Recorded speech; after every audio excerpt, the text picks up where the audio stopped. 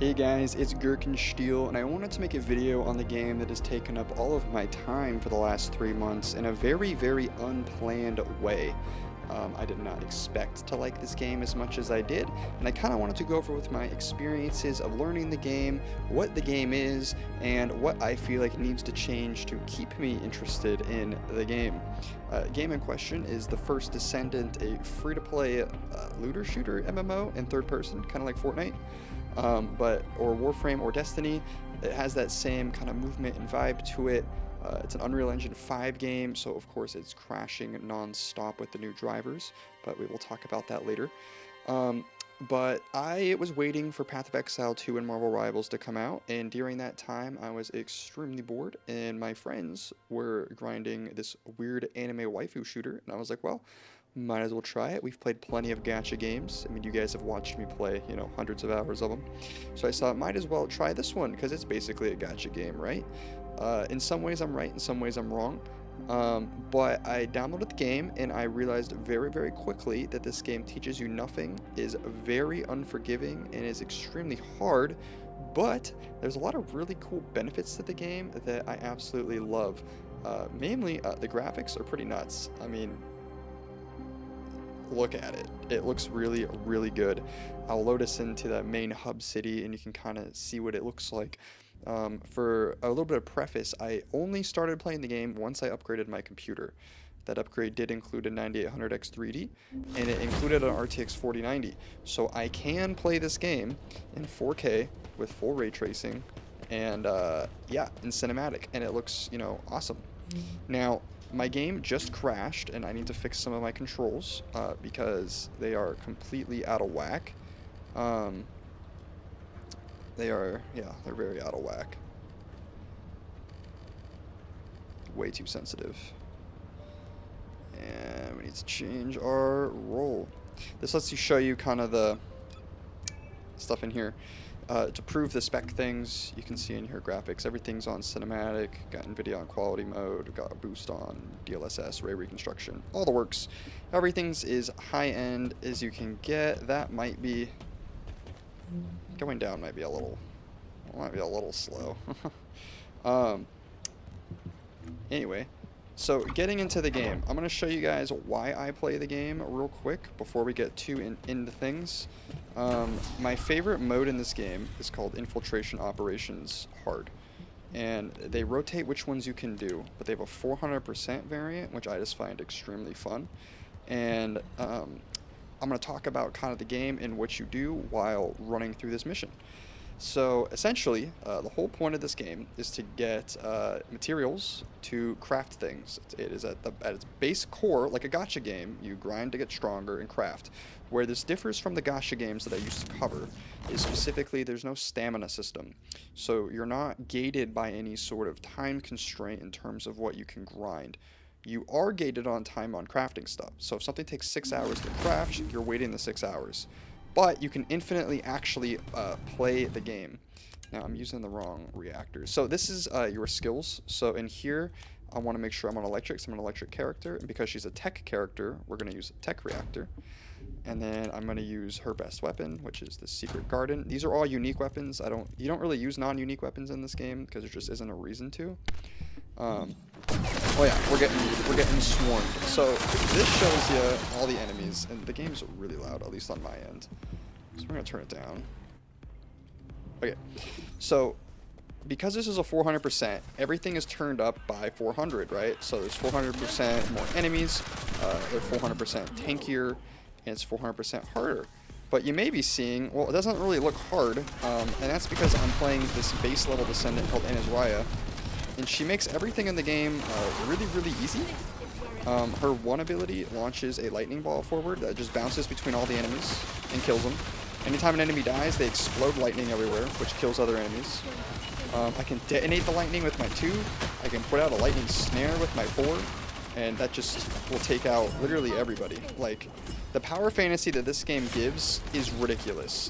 Destiny never did this. Warframe did it pretty well, though, where you just can take out hordes and hordes of dudes. You have this pet dog that you eventually can unlock that will pick up loot for you.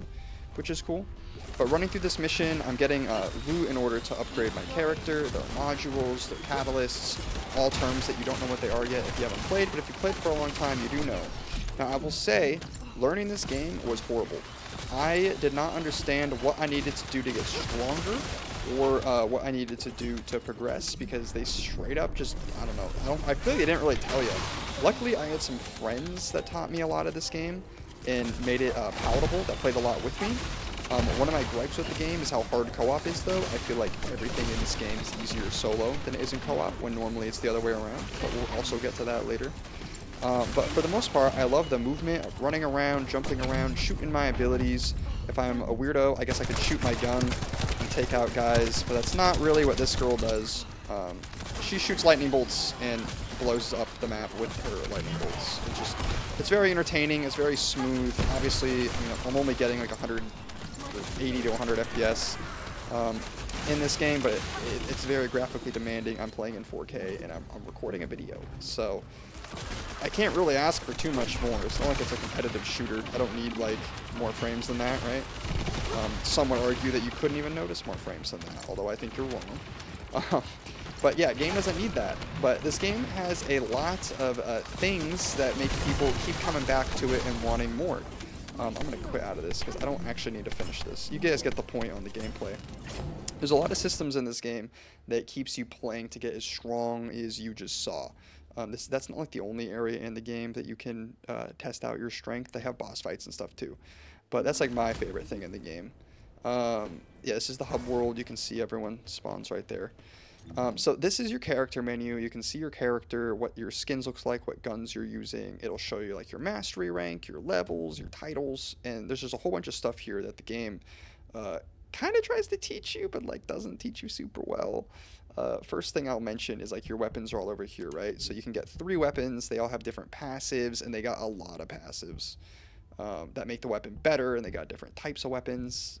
When you're playing, you're going to pick them up all the time. Like I played like, what, 1 minute of that mission, and I got, over 10 purple weapons. You don't just level up guns like traditionally in this game either. Your guns do get better as time goes on. You gain proficiency, which is you see there on the bottom right, it says proficiency. My face kind of covers it, but it's at level 40 because it's maxed out. Every time that you level it up to 40, you can actually reset its proficiency level. And I don't know why I just favorited that differently. You can reset its proficiency level to put on different modules. What are modules? So on the right of the weapon, you can click this and you get modules. Now, this basically just changes the stats on your gun, right? And you see how all of these are green here. This shows that I spent a point here, which under module additional settings, to make it a certain typing, right? And if I match the typing, it costs less, and your max capacity is up here. So you basically want to fill out the capacity. So this is 77 out of 80. I've used 1 energy activator and a bunch of different points to make this the way that I wanted it. Now, you can assign them here. You just click on it, you apply a point, and then you change the slot or catalyze the slot. You can also spend an energy activator on it by doing max capacity up to do the same thing. This is how you make your guns better. It's the same thing with the Descendants, though. So your Descendant, same thing. You pick the abilities that you want. Red abilities are like the special ability that only your Descendant can get. Then everyone's going to have some sort of movement ability down on the bottom left here. And this will help you actually get more capacity, which is why it says plus. And then the rest of the slots are just going to make you stronger. And as you can see, if I wanted to upgrade this same way as the other one, you can choose and mix and match what you want here.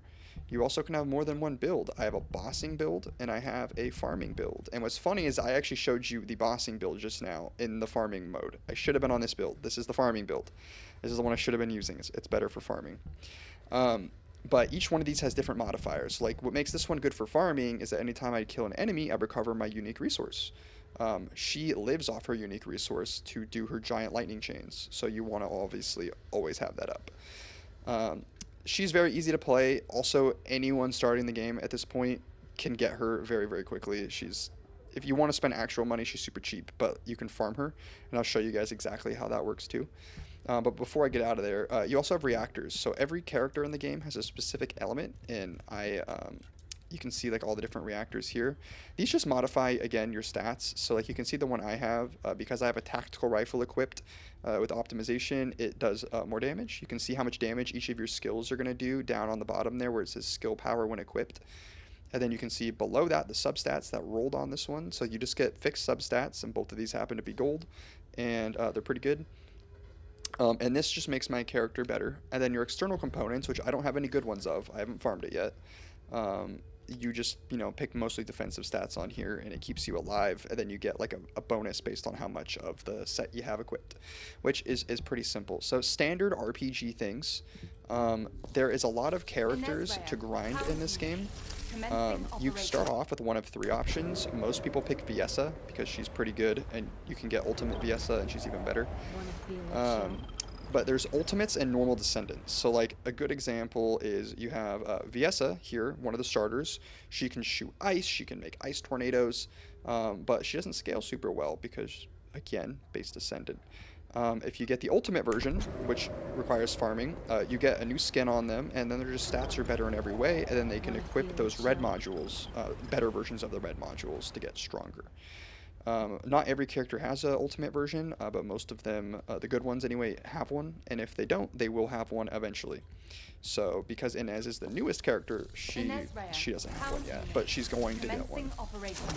If you want to know my favorite ones, I really like Ultimate Valby, and I like Ultimate Freyna.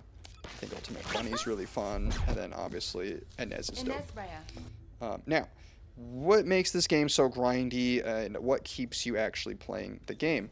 Well, in order to actually level your characters, outside of doing your main story quests and everything, which you have to do to progress, you have to farm materials in the open world, and you do that through this access info guide that basically will tell you how to farm anything you want to farm in the game. So if I want to, like, say, make the Thunder Cage, it'll say, I need these 4 materials to make 1 Thunder Cage, and yes, you can make more than one of these to make it stronger. And in order to make this material, you can see that it drops here in the Sterile Lands. I click it, it shows me on the map exactly where to go to get the drop. And you do that for all of these pieces, and it will tell you exactly where to go. The same thing for enhancement materials. So there's energy activators. You need these materials to get, and you're going to want a lot of these. And same with catalysts, and you want to farm stuff to get these catalysts. Once you have the materials for the catalysts, the game's going to want you to go all the way over here to Aeneas, and then she will let you request research. So I'm researching another blue beetle and a catalyst right now. I should be farming these 2 things to get more energy activators, but I don't super need them right now because I've built most of the characters I want to build. Like, here's another example. I can make another nanotube here, so I'm just going to.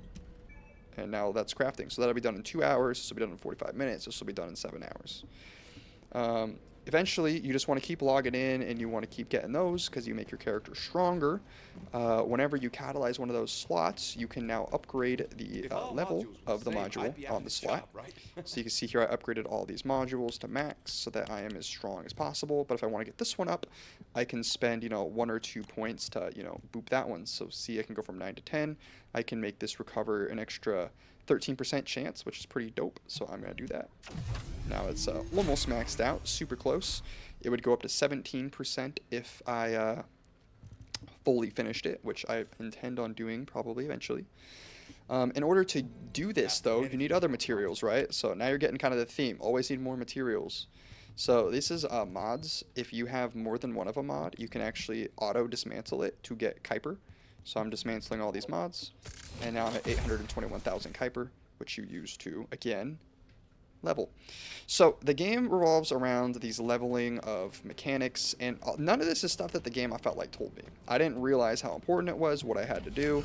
I didn't realize I could go to this workbench and level up a gun from 0 to 100 just by, spending a resource. Like, you click here, and it gets leveled up all the way to 100. Like, that stuff, the game just didn't tell you.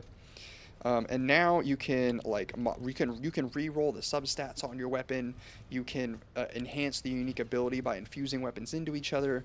You can even implant your reactors and upgrade your reactors to be stronger to like quadruple your damage. Like, look at this. I go up from 12,000 skill power to I get like 300 extra skill power, which modifies with all your other modifiers to increase your damage a lot. So yeah, that's the a very rough gist of the game. Obviously, game is free to play, so it's got a shop over here where you can spend money and you can buy skins. You can unlock all of these characters for free. You don't actually have to like spend money on any of them. You just do the grind and get the parts for them and then craft them. But you can also buy them. So like this is Ultimate Sharon. I just unlocked her. And if you want to buy her, you can get like this Cyberpunk 2077, skin for her, which is kind of how the game stays alive. And they sell skins for everybody. They sell even like little dog skins. There's a lot of stuff in this game. There's a lot of customization. Most of it is not free. The game also does have a battle pass, but it's really easy to finish, and actually I feel like fairly generous and worth it for what it gives you.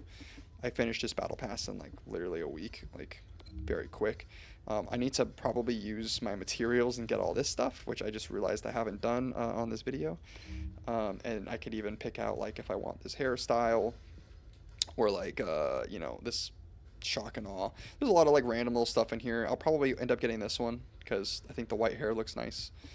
But yeah, you can change how your descendant's hair looks. You can change like quite a few things. Like you have a customization menu. I can change her hairstyle. I can make it, the little Chun-Li buns, or they have a lot of different hair. You can even change the makeup on them. So like if I don't want her to wear makeup, I can take it off, or I can reapply her makeup here so you can see, the difference. And we're gonna put her back on the hair I had her on before. So you can change how people look. No, there's not only girls in the game. There's dudes too. Enzo's like required to progress in terms of farming catalysts because he's the only way to get some of the materials. Ultimate Lepic is really popular because he has like a suction grenade. So there is a bunch of dudes also in the game. Don't be afraid of that part of it. But I played the game because it is a crazy power fantasy. Long story short. You get to nuke the map, you get to do, crazy damage to thousands of dudes. You get to fight really epic bosses. Like, they have these void intercepts where you fight these bosses. Like, this is Deathstalker. Shows you where he's weak. You can teleport in and you can fight the boss, fight Gluttony. They have all sorts of it. Each boss is different, has different weaknesses and typings, and as you get stronger, you'll get better at taking the bosses down. And they also give you loot to help you progress. So again, looter shooter, and the whole game can be done through co-op. This is where I'm having the issues with the game now, though. This is where it's killing me. They have this new endgame mode called Void Erosion Purge, which is supposed to be hard, I get it. But this is how you unlock augments to like upgrade your guns, right? This is like a new mode, and it is infinitely easier playing it by myself than playing with other people, and that's my main issue. This game is essentially an MMO that is so much harder to play with your friends. It makes you not want to play with them. I literally one-shot the bosses alone, and then it will take me like 10 minutes to do it with a team. That doesn't inspire me to want to play with my team. I don't know about you guys. I really I don't understand why that's a thing.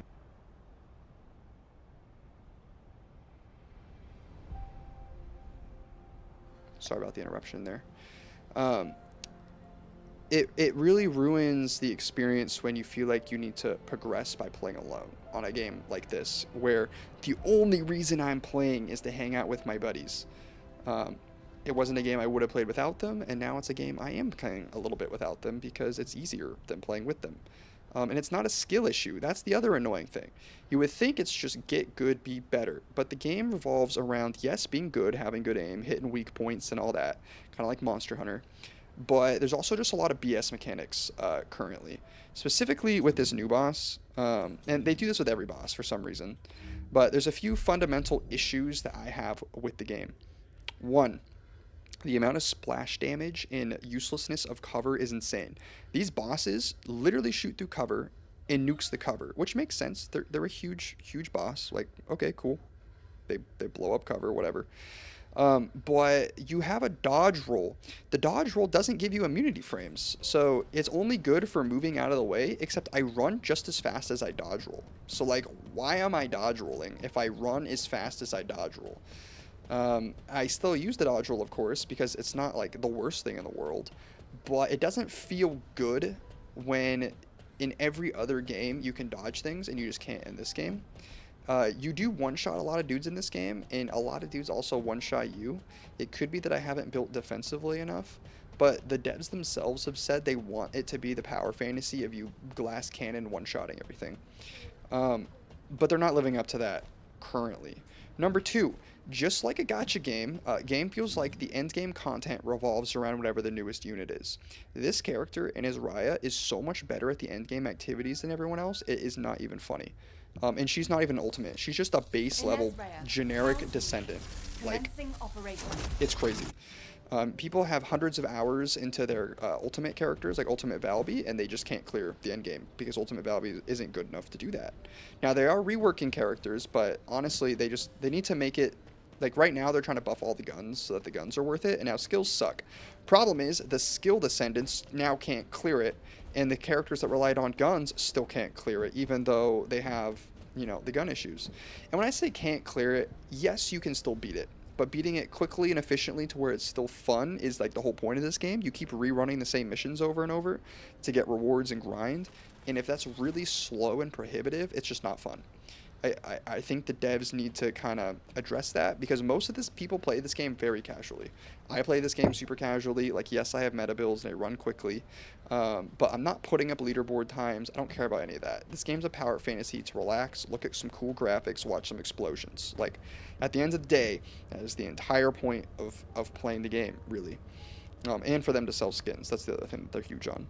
But I really want them to re-incentivize playing with your friends. It honestly should be harder in solo than it is in multiplayer. Multiplayer should feel like an advantage. I don't like that it doesn't feel like an advantage.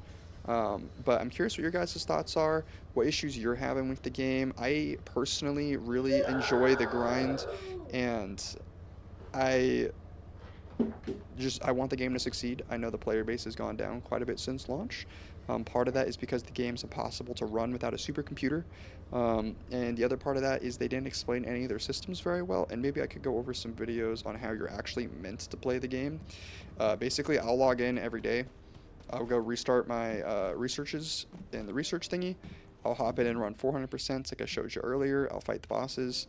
But normally you just pick something you want to level up. Like right now, I'm trying to get a Blue Beetle to have all 4 of its little nodes here, which means I need 4 more Blue Beetles. So what am I doing to do that? I went into here, I typed in Blue Beetle. It's right here, and I am crafting all of these so I can get multiple of them. So that way I can make my my Sharon and my Viessa stronger because they use that gun. Now, everyone does something different, but basically pick a goal, go for the goal. I think your starting goal in the game needs to be get a serviceable reactor and legendary gun combo to boost your stats on one descendant that you like. I would pick Bunny.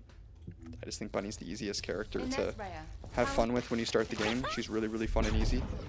And once you have that done, you want to catalyze all of their module slots with a build. So like look up a build from somebody, and then you can grind with that one character to do all your other characters. Like Bunny's a good one. She can grind pretty much everything in the game by herself, and then that will let you speed up your progression on getting everything else done. But focusing on one character at a time, then focusing on getting your weapon up to snuff, and then you can fill out your external components. But for the most part, these stats don't matter too much. It's just this one and your gun that matter the most.